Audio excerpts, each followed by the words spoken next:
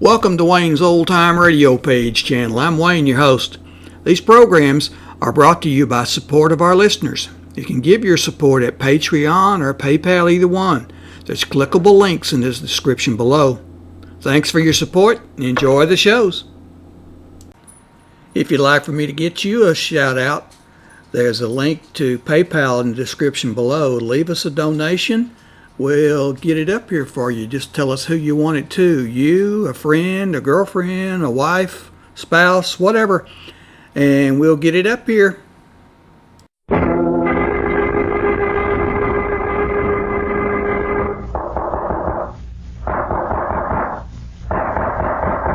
the matter? What is it? Another case for Nick Carter, master detective.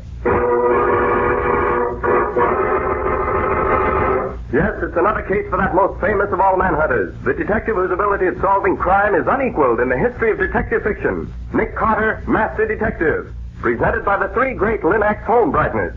Lin-X Clear Gloss Varnish, Lin-X Cream Polish, and Lin-X Self-Polishing Wax. Created by Acme, America's great producer of fine Acme quality paint. Today's curious adventure, Death Behind the Scenes, on Nick Carter and the mystery of the Persecuted Actor. In just a moment, we'll hear how Nick Carter solved the mystery of the Persecuted Actor and prevented death behind the scenes from becoming a grim reality. But now, a word to the women. Millions of homemakers can't be wrong. For example, the millions who have learned what wonders Chemtone, the miracle wall finish, can do. And those same homemakers are now discovering the modern way to new beauty for their floors, woodwork, and furniture. The three great Lin-X home brighteners. Lin-X Self-Polishing Wax, which beautifies your floors with a satiny, yet tough, no-skid finish that resists wear, water, and dirt. Lin-X Cream Polish, which cleans as it polishes, leaving no oily film on your furniture. And Lin-X Clear Gloss Varnish, the durable super varnish that dries to an elastic, transparent surface which protects all wood and linoleum in your home. You'll find the three great Lin-X home brighteners at your hardware, paint, or department store. Your headquarters also for Chemtone, the miracle wall finish.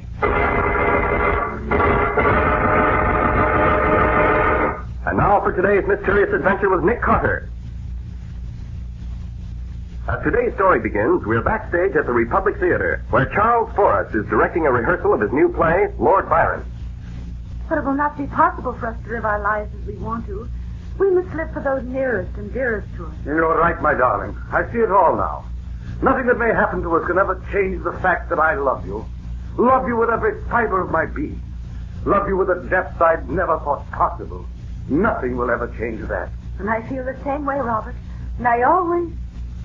Well, go on, Miss Davis. She can't go on, Mr. Forrest. That's Weimar's cue to enter. And as usual, he isn't here. Paul, that's your cue. I don't see why we always have to wait until Paul Weimar condescends to honor us with his presence. We spend more time waiting for him to pick up his cues than we do rehearsing. Take it easy, Dick. You don't have to go griping about Weimar all the time. Paul, on stage, please. We're waiting for you. Coming, Mr. Forrest. Just a moment. Coming, Mr. Forrest. Why can't he stay here the way the rest of us do? You forget it. Mr. Paul Weimer is a great foreign star. Hooey, you coming, Paul? We're sorry to keep you waiting, Mr. Forrest. Oh, Paul, what happened? It's happened again. It's happened again. I can't go on. What did it, Paul? Another accident. Again, someone tried to kill me. This time it's a sandbag that dropped almost on my head. Bradley, what's going on up there? Don't worry, Mr. Forrest. Line over the sandbag must come untied. I'll take care of it. I'm through. I give up. Things break when I sit in them. Things fall over on me, and now this bag's off on my head. I'm sure it was an accident, Paul. Come on, let's get on with this scene. We open in 3 days. Oh, I do not open in 3 days or ever. I'm through.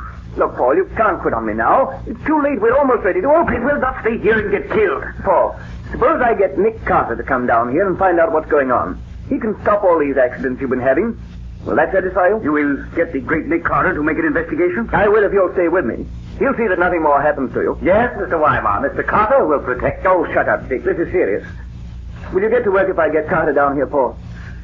Oh, very well. I will try it once more. But if there are any more of these accidents that nearly kill me, I shall go home and stay there, Carter or no Carter. All right. Daddy, take over the rehearsal. I'm going to get Nick Carter right now.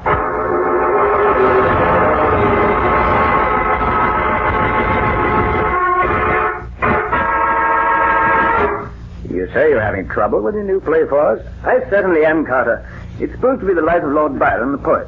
So to play the lead, I brought an actor over from Paris, a man named Paul Weimer. He looks almost exactly like Byron, and he's a good actor. Doesn't sound like trouble so far. Wait. Ever since we started rehearsals, one accident after another has happened to Weimer. So that by this time, he's getting so jittery that I'm afraid he won't be able to go on with the play. Well, what kind of accidents, Forrest? Well, one time a heavy door almost fell on him. Just missed him.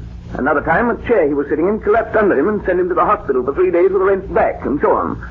Today, the final straw, a heavy sandbag counterweight fell almost on top of him as he crossed the stage. I don't blame him for being jittery. Any idea what's behind all these things? Neither one of two things. Either somebody's trying to kill Paul, or they're trying to scare him out of the show. And there's only one person, as far as I know, who'd profit by getting rid of Paul. And who's that? Richard Rowland, my American star. He was so upset at not being given a part of Byron that he swore he'd never act for me again. And suddenly he agreed to play the second lead, which surprised me, even though it is a pretty fat role. And if Paul Weimer had to give up the role for any reason, I suppose Roland would automatically step into the part? Yes, of course. Well, it certainly gives Roland a motive, doesn't it? Will you take the case, Nick? If you don't, I'm afraid Weimer will walk out on me, contract or no contract. When do you have your next rehearsal? Tomorrow morning at 11 o'clock. If the rest of the scenery is hung and ready. All right. I'll be there at 10:30 to look over the ground. Will you see to it that I'll take it, Nick. Nicholas Carter's office. Yes, he's here. Just a minute. It's for you, Mr. Forrest. For me? Oh, thanks. Hello? What? No, don't let anybody get away. Keep everything just as it is till we get there. Yes, I'm bringing him with me. Yes, right away. Goodbye. That was Barry, my assistant stage manager. Roland is supposed to fire a shot at Paul in the second act. But when he fired just now, it wasn't a blank. It was real. Was Weimer hurt? No, fortunately, the bullet missed him. Another accident, huh? Yes, another one. Heaven only knows what Weimer will do now. Let's get down there immediately. I want to start working on this before it's too late.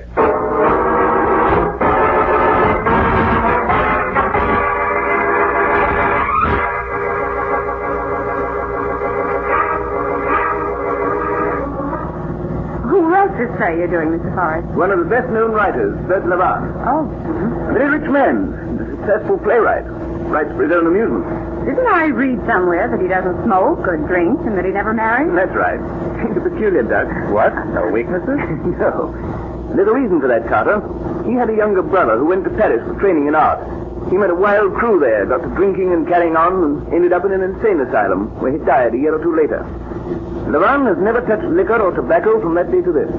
Well, I've enjoyed life for many years without smoking or drinking. Now, this is Ada? Yes, and there's Fred, my doorman, waiting for us. Fred, this is Mr. Carter. He's in charge now. Hello. Hello, Fred. Has anybody left here since the shooting? No, Mr. Carter. Nobody's been out or in. Through this way, Mr. Carter. Quiet, please, everybody. Ladies and gentlemen, this is Mr. Nick Carter. He's in charge here now, and whatever he says goes. Now, that's Paul Weimer over there, Mr. Carter, and Richard Rowland next to him. How do you do? Now, first, let me get the facts. Oh, Rowland, suppose you tell me what happened. Well, in the second scene in the second act, Lord Byron is threatened by the husband of a lady to whom Byron's making love. I play the husband, and I'm supposed to shoot him. Instead of the old-fashioned pistol we'll actually use in the play, we've been using a small automatic with blanks. But when I fired it just now, it wasn't a blank, but a real bullet. Fortunately, it missed Weimar, but I'm sorry to say it struck a stagehand who just happened to be in the line of fire. Was he badly hurt? No, it just scratched his cheek. Where's the gun you used? Oh, right here on the table. 32 Colt. Only one shell in it, and that's been fired. Roland, who has charge of this gun before it's given to you? Rogers, the property man. Get him, please. Rogers! On stage! Will everybody please take the same positions now that you were in when the shot was fired?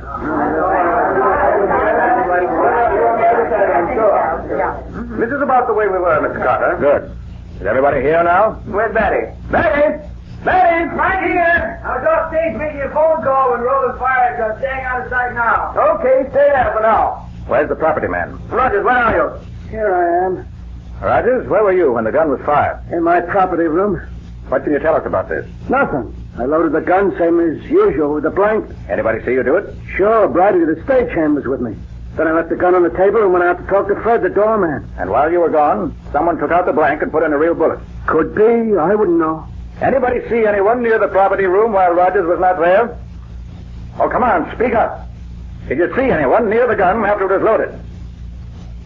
Now listen, if you know something, speak up. This isn't acting, it's murder. Mr. Carter. Did you see anyone near the property room after the gun was loaded? Well, yes, I did. My girlfriend and I were having a smoke behind one of the wings, and we saw... Well, go on. Who went in there? Well, it was... I, Carter. I went in there to find the match, but I didn't touch the gun. Oh, you did it on purpose, you jealous... Careful, Weimar. Don't start calling names. You started me on purpose. You want to play the lead role, tag. Do you think Roland could have done it, Lou?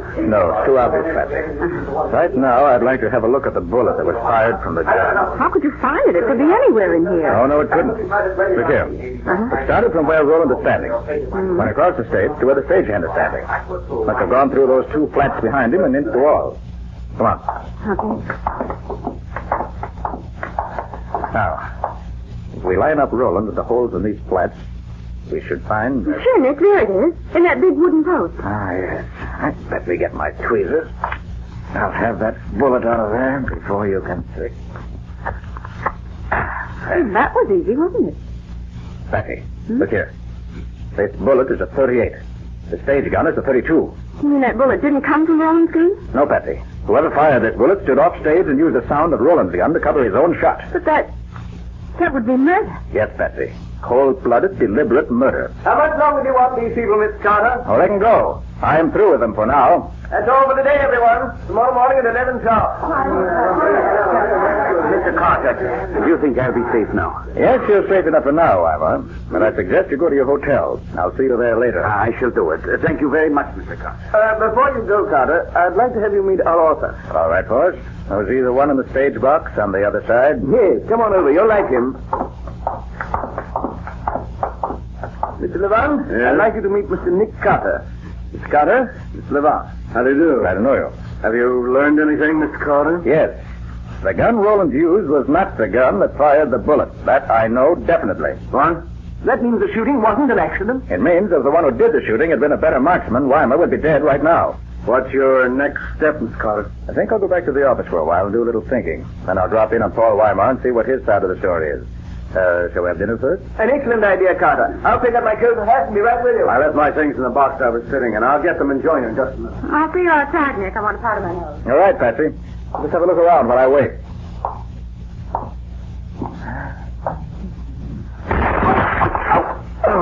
Carter, what is it? What's the trouble, Carter? Fall over something? No. Something fell over me. I started to cross the stage and something knocked me over.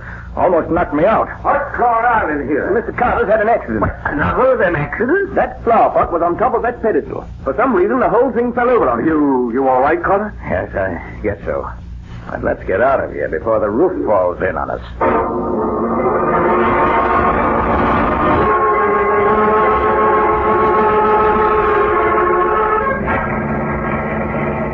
So you see, Patsy, it has to be that way. You say every member of the cast was on stage when the shot was fired. Yes, and they're all in plain sight of each other. That leaves only 4 persons, as far as we know, who were backstage and who could have fired the offstage gun. Rogers, the property man, Fred, the doorman, Barry, the stage manager, and the stagehand, Bradley. And Fred says Rogers was talking to him near the entrance, which gives both of them an alibi. Apparently. And Barry says he was telephoning, and we found that a call was made from that phone at that time, which seems to let him out. And Bradley was shot by the bullet, so he couldn't have fired it. No. Which accounts for all 4 of them. Which means there's something somewhere we don't know yet. That's one reason I want to talk to Weimar. He may be able to throw some light on the subject. Oh, here you are, driver. Come on, Patsy. All right.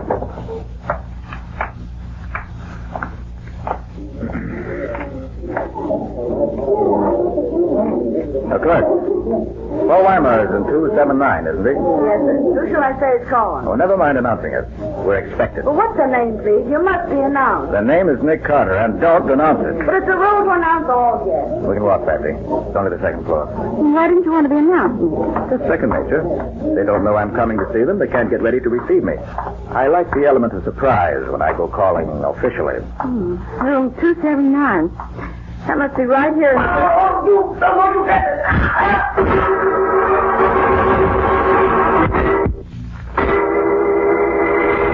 Well, Paul Weimar seems to attract trouble as honey attracts the bee. What has happened now? Are his unfortunate accidents not confined to the theater after all? How is Nick going to unravel this tangled thread and reach a solution? We'll see in just a moment. Whatever your family's preference may be, in home decoration, your home is bound to be more beautiful when its floors are well kept and shining. And with Linex self-polishing wax, floors always look their very best without tiresome rubbing or polishing.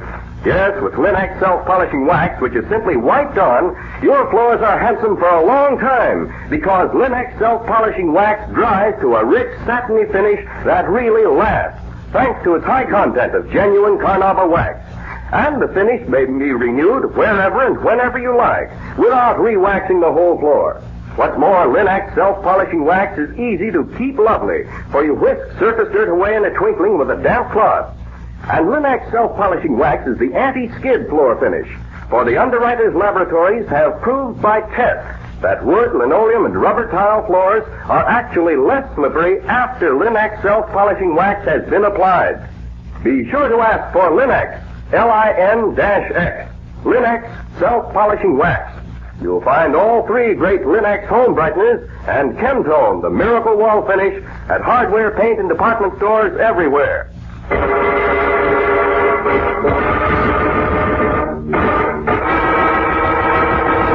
And now back to our story. We left Nick and Patsy racing toward Paul Weimar's hotel room, from which are coming cries for help. Oh, Nick, we've got to get in there. He's in trouble. Now, let's see if I can open this door. Oh, hurry, Nick, hurry. You told me I wouldn't be safe here. What's happened? A man broke in through the window, tried to strangle me. Where is he now? He heard you at the door. He ran into the bedroom window out by the fire escape. In here? No, there's no one in here now. Oh, fine thing. Even my hotel, I'm not safe. You ever seen him before? Can you describe him? No, it was all too sudden. How long is this going on? I can stand it no more. Every day is something. You say you never saw the man who... What's that? Yes, only the telephone, Mr. Weimar. I won't answer it. I won't. It might be trouble. You better answer, Patsy. Take the message. Certainly, Nick. Hello, Mr. Weimar's room. Is Mr. Weimar there? Yes, but he can't answer the phone just now. May I take a message? Yes. Tell him Mr. Forrest called and wants Mr. Weimar to meet him in Mr. Weimar's dressing room at the theater at 8:30 tonight. Tonight? Are you sure of that? Yes, he was very specific. Said something about some revisions in the play that had to be made tonight to be ready for rehearsal tomorrow. All right, I'll tell him. Thank you. Was it bad news quick? Oh, not at all, Mr. Weimar. That was the clerk downstairs. Oh. She said Mr. Forrest wants to see you in your dressing room tonight at 8:30. Something to do with revisions in the play. And it must be tonight. Oh, that is a relief. I must prepare myself to leave. You will excuse me. That's quite all right, Mr. Weimar. Patsy and I must be running along anyway. See you tomorrow at rehearsal. Good night. Good night, and thank you. Good night. Oh, splendid. I couldn't have arranged it better myself. Nick, are you feeling all right? Oh, never better, Patsy, never better. But why all the unconcealed joy? I'd expected this case would come to a head faster now that I was in it, but I hadn't hoped it would come quite so fast. The end is now in sight, Patsy. You go back to the office and wait for me. Where are you going? To the theater. And I must get there before Weimar does, if his life is to be safeguarded.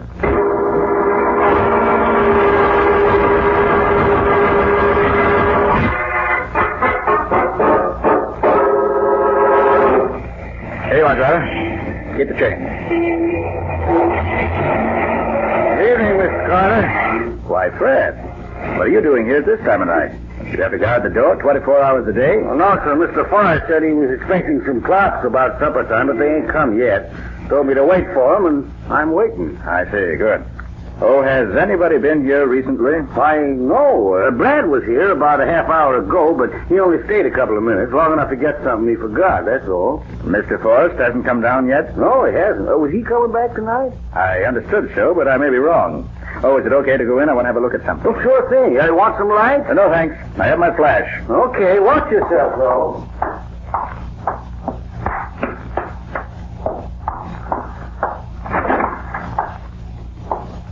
This ought to be Weimar's dressing room.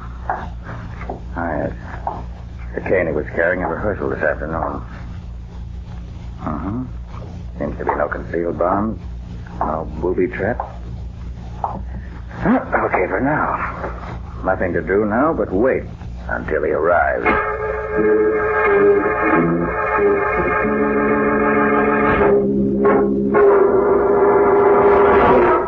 Oh, Mr. Clark, what are you doing here? I'm here protecting your life, Mr. Weimar, whether you know it or not. But Mr. Forrest was... Mr. Forrest knows nothing about this.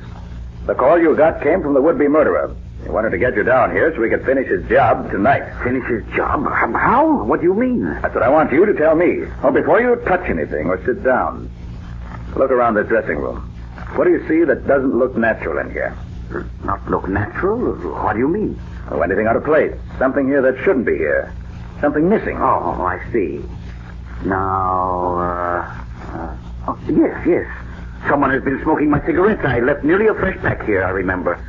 Now, look, there are only 2 cigarettes left. Yes. I might have expected that. Will you have one? No, neither will you. Unless you want to die fast. I don't understand. Wait. Yes. These cigarettes have been treated with a deadly drug. One so rare that he could only get enough for 2 cigarettes. That's why the rest of the pack is missing, so you'd be sure to be killed almost at once. That, Mr. Weimer, was why you received the message to meet Mr. Forrest in your dressing room. You'd smoke at least 1 cigarette while you waited. And that one would be your finish. But who wants to do this to me, and why? I know the answer now, but I'd rather not say until I can produce the killer himself. As soon as I can, You interfering meddler, you'll never live. Sorry, I had to shoot out the lights, but I didn't want him to hit you. Mr. Carter, are you there? What is it that has happened? Stay here, Weimer. You're safe for the moment. I want to stop that man who just ran off. Your life's in danger as long as he's... Where are you going, Mr. Carter? Sit tight. I'll be right back. Fred! Yes, Mr. Carter, did I hear from you? You did. Who was it just ran out here? Nobody. Well, he went out some way. I heard him slam the door. He must have gone out that little back door up behind the dressing room. You mean this isn't the only way out of this theater backstage? Oh, no, there's that other little door, but that's supposed to be kept locked all the time. Now, that leads out to the other street. Oh, I see. Well, where's your telephone? Right there in the office, Mr. Carter. Good. Let me make one phone call, and I'll show you a would-be killer.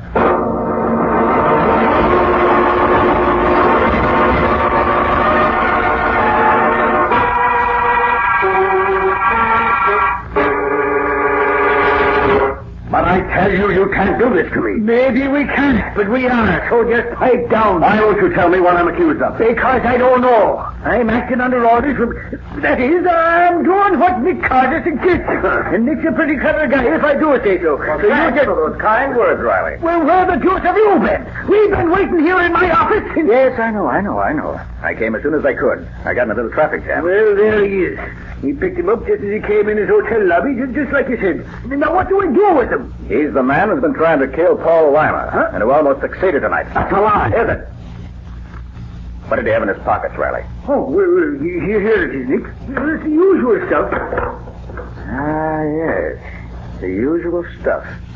But not with the usual implications. Now, never mind those $2 words here. What do you see there that's so interesting? These loose cigarettes, for instance. There must be about 10 or 12 there, about half a pack. Mm-hmm. And they're Paul Weimer's brand. So what? And this little box, Riley. Mm-hmm. If you'll have your chemist examine these 2 cigarettes that were left in Weimer's dressing room, I believe you'll find them full of the same drug that was in this box. You'll undoubtedly find traces of it there now. So, well, now you begin to make sense. This is all a pack of lies, a frame-up. It isn't either, and you know it. I am willing to bet that your fingerprints are on the doorknob of the little back door where you made your hasty exit from the theater tonight. What's that? Together with a few prints belonging to your assistant Bradley, the stagehand. And I imagine that Bradley will be very willing to talk when he finds he's up on an attempted murder charge. All right, Carter. You win. I did it.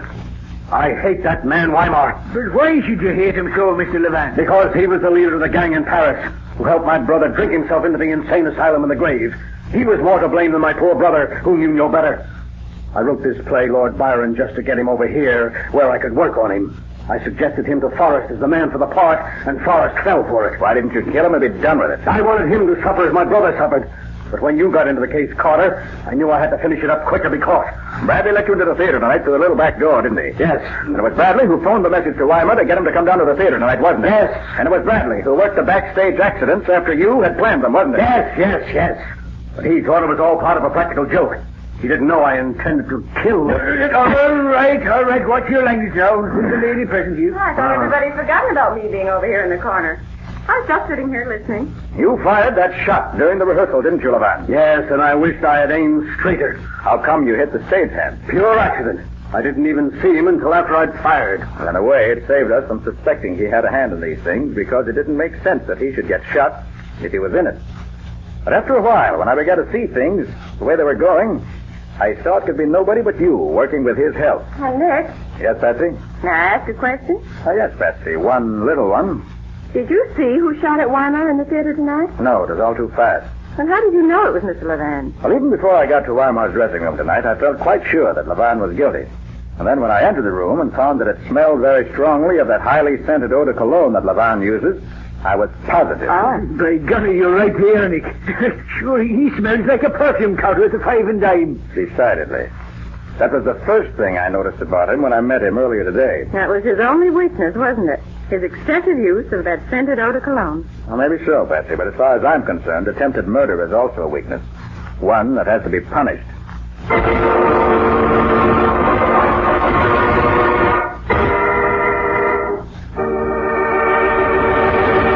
In just a moment, Nick and Patsy will bring you a preview of next week's exciting case.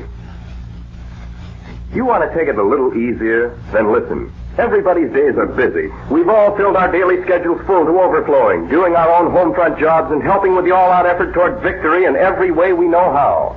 So we appreciate more than ever before what it means to relax, and how much easier it is to relax when a home is pleasant and inviting. American homemakers are learning how much easier it is to keep a home that way with the 3 great Linex home brighteners. For example, they're learning that Linex cream polish restores the original handsomeness of fine furniture in one quick, easy application. Vanishes messy finger marks, helps conceal scratches, does away with cloudy old polish and dust. You see, Linex cream polish for fine furniture actually cleans as it polishes, saving one whole step in the cleaning day routine of busy homemakers, cutting their work in half. Let your fine furniture regain its loveliness with Linex cream polish. Remember always to ask your dealer for Linex cream polish, which cleans as it polishes. It's the streamlined way to furniture care. You'll find all 3 great Linex home brighteners at your nearest hardware, paint, or department store.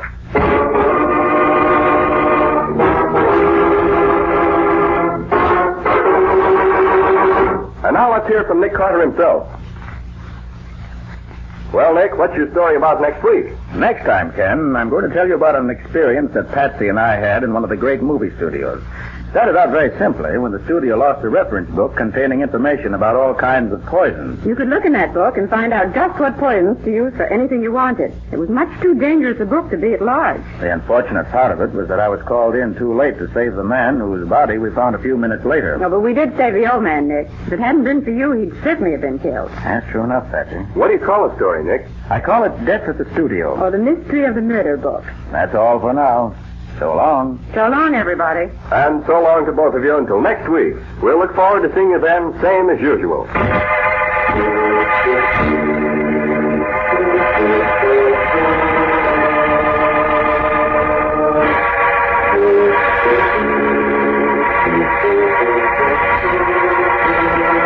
Next week at the same time, listen to another curious experience of Nick Carter, Master Detective, entitled Death at the Studio. Or Nick Carter and the Mystery of the Murder Book. Nick Carter, Master Detective, is featured in Street and Smith magazine. Lon Clark is starred as Nick with Helen Choate as Patsy. Original music is played by Lou White, and the programs are written and directed by Jock McGregor. Nick Carter, Master Detective, is presented at this time and over these same stations each week by the 3 great Linex home brighteners. Linex Clear Gloss Varnish, Linex Cream Polish, and Linex Self-Polishing Wax. Created by Acme, America's great producer of Acme fine quality paints. This is Ken Powell speaking for the thousands of Linex dealers all over America and saying so long until next week. This is